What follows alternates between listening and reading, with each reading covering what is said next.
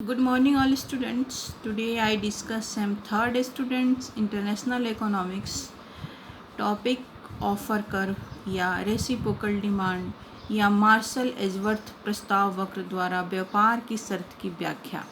यह एक ऐसा क्वेश्चन है जिनके तीन नाम हैं। एक से तो आप समझ सकते हैं कि मार्शल एजवर्थ प्रस्ताव वक्र द्वारा व्यापार शर्त की व्याख्या करें या मार्शल एजवर्थ प्रस्ताव वक्र की व्याख्या करें या व्यापार की शर्त को रेसिप्रोकल डिमांड के द्वारा कैसे प्रभावित किया जाता है इसकी व्याख्या करें। तो मार्शल एजवर्थ प्रस्ताव वक्र को ही रेसिप्रोकल डिमांड ऑफर कर्व कहा जाता है, प्रस्ताव वक्र कहा जाता है। तो सबसे पहले तो मार्शल और एजवर्थ दो अर्थशास्त्री थे जिन्होंने दो देश का मॉडल प्रस्तुत किया। इन्होंने मील का जो सिद्धांत था, पारस्परिक मांग सिद्धांत, उसी के आधार पर अपने सिद्धांत की व्याख्या की। तो प्रस्ताव वक्र उस वस्तु की मात्रा को दिखाता है, ऑफर कर्व उस वस्तु की मात्रा को दिखाता है जो अन्य वस्तुओं की निश्चित मात्रा के बदले में देने को तैयार होता है। इट मीन्स की reciprocal demand define to its points, जो कि किसी दूसरी वस्तु से आप जितना सामान ले रहे हैं उतना दूसरी वस्तु को दे रहे हैं, इस बात की व्याख्या करता है। यह मात्र दो वस्तुओं की सापेक्षिक कीमत पर आधारित होता है, रिलेटिव प्राइस पर आधारित होता है।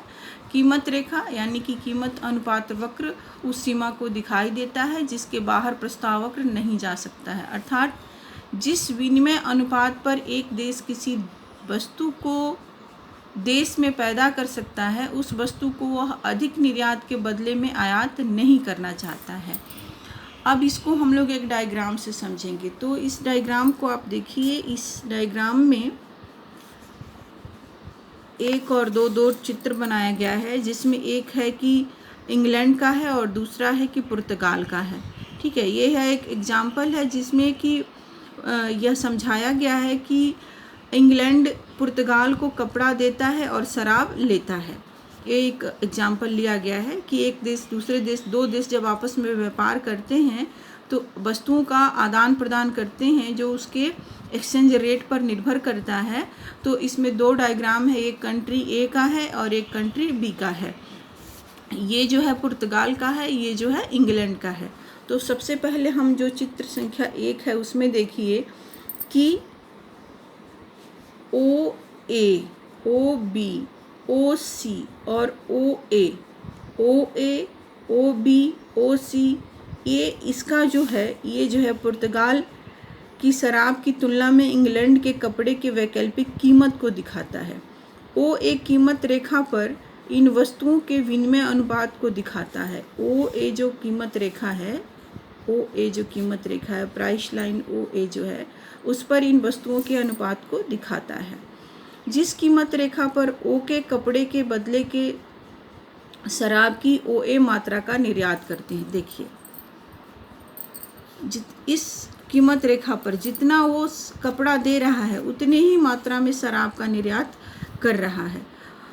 ओ बी कीमत रेखा पर ओ के कपड़े की मात्रा के बदले कपड़े की बढ़ती हुई कीमत को दिखाई दिया गया है, यानी कि कपड़े की कीमत के बदले शराब की कीमत घट रही है। कपड़े की कीमत के बदले शराब की कीमत घट रही है। ठीक है, इस पर जो है इंग्लैंड का ओ ई इंग्लैंड का प्रस्ताव वक्र है। ओ ई जो है, ओ ई इंग्लैंड का ऑफर कर्व है और ओ पी पुर्तगाल का ऑफर कर्व है, जो इंग्लैंड के विभिन्न संतुलनों को दिखा रहा है। जो ओ ई है वो इंग्लैंड के विभिन्न संतुलन को दिखा रहा है और जो ओ पी है वो पुर्तगाल के विभिन्न संतुलन को दिखा रहा है। अब है कि इस चित्र से स्पष्ट हो रहा है कि ओ ए रेखा के ऊपर इंग्लैंड शराब के बदले कपड़े की प्रायः कम मात्रा देने को तैयार होता है। जो ओ ई रेखा है उसके ऊपर इंग्लैंड शराब के बदले कपड़े की, ओ ई रेखा जो है उसके बदले शराब के बदले कपड़े की कम कीमत देने को तैयार होता है। अतः अंत में ऐसा बिंदु ई है, देख रहे हैं आप, ई है, जिस पर इंग्लैंड अतिरिक्त शराब के बदले कपड़े की मात्रा देने को तैयार नहीं है। अर्थात यहाँ इंग्लैंड की पूर्ति की लोच 0 है। इंग्लैंड की पूर्ति की लोच जो है ई बिंदु पर 0 है। उसी तरह आप यहाँ देखिए कि प्रस्ताव वक्र इसका OP है, पुर्तगाल का प्रस्ताव वक्र OP है, जिसमें जो चित्र से स्पष्ट करता है कि इंग्लैंड के कपड़े की कम मात्रा का आयात करता है और उसके बदले वो उसको अधिक शराब देने को तैयार है, किंतु जैसे ही कपड़े की मात्रा बढ़ती है तो विनिमय में शराब की मात्रा कम हो जाती है। तो इन दोनों का अलग अलग ऑफर कर्व आपने देखा कि ये एक अलग कंट्री का है, इंग्लैंड का है, और एक पुर्तगाल का है। अब इन दोनों का एक साथ संतुलन, ऑफर कर्व के अनुसार एक साथ संतुलन हम यहाँ आपको दिखा रहे हैं। इस डायग्राम को देखिए। इस डायग्राम से स्पष्ट हो रहा है कि कंट्री OE इंग्लैंड का ऑफर कर्व है, OP पुर्तगाल का ऑफर कर्व है। ठीक है। अब क्या है कि OE इंग्लैंड का है, OP पुर्तगाल का है, एक दूसरे को N बिंदु पर कट करते हैं।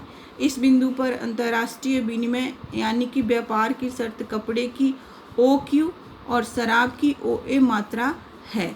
यहाँ व्यापार की शर्त जो है टर्म्स ऑफ ट्रेड पुर्तगाल के अनुकूल है, क्योंकि शराब की दी हुई मात्रा के बदले कपड़े की मात्रा का विनिमय होता है, अर्थात इंग्लैंड की शराब की मांग तुलनात्मक रूप से तीव्र है। ये टर्म्स ऑफ ट्रेड के पुर्तगाल के लिए बेनिफिशियरी दे रहा है। स्थिर लागत के अंतर्गत जब यदि कांस्टेंट पोजीशन हो तो स्थिर लागत के अंतर्गत हम देख रहे हैं कि OA और O' रेखाएं क्रमशः इंग्लैंड और पुर्तगाल में कपड़े के और शराब के गृह लागत अनुपात को दर्शा रही है। ये जो है OA और O' कपड़े और शराब के जिसमें जो खर्चा है उसको दिखा रही है, तथा प्रस्ताव वक्र एवं व्यापार की शर्त इन दोनों रेखाओं के मध्य होना चाहिए। इन दोनों रेखाओं के मध्य ऑफर कर्व होना चाहिए। जब व्यापार की शर्त इन रेखाओं के बीच किसी बिंदु पर तय होती है तो दोनों देशों को व्यापार से लाभ होता है। यदि इस पर किसी के बीच टर्म्स ऑफ ट्रेड निर्धारित होता है तो दोनों देशों को व्यापार से लाभ होता है, तो जो अंतर्राष्ट्रीय व्यापार लाभदायक सिद्ध कर देता है। तो इस कंडीशन में हम लोगों ने समझा कि दो कंट्री का ऑफर कर्व जहाँ संतुलन बिंदु पर होता है, ये टर्म्स ऑफ ट्रेड है, जो ये स्थिर लागत के बीच में ही होता है। एक कंट्री एक का स्थिर लागत है, एक कंट्री B का स्थिर लागत है, जो ये बता रहा है कि इन दोनों के खर्चे जो है, खर्चे को दिखाते हुए बेनिफिशियरी पॉइंट N है, जहाँ की दोनों का ऑफर कर्व एक दूसरे को कट कर रहा है। तो इस टॉपिक में हमने समझा कि मार्शल एजवर्थ प्रस्ताव वक्र द्वारा व्यापार शर्त की व्याख्या या ऑफर कर्व द्वारा टर्म्स ऑफ ट्रेड की व्याख्या या रेसिप्रोकल डिमांड क्या है और उसके द्वारा व्यापार की शर्त कैसे निर्धारित की जाती